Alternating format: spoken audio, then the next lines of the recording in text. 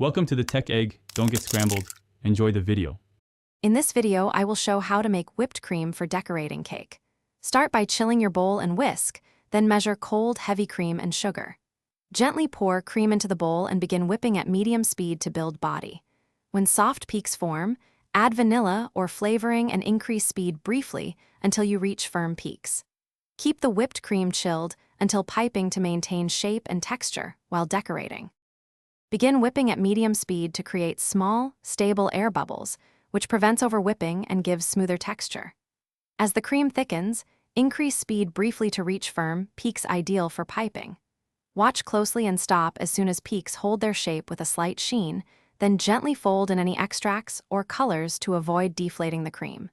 Keep chilled and use immediately for best piping detail and consistency on cakes.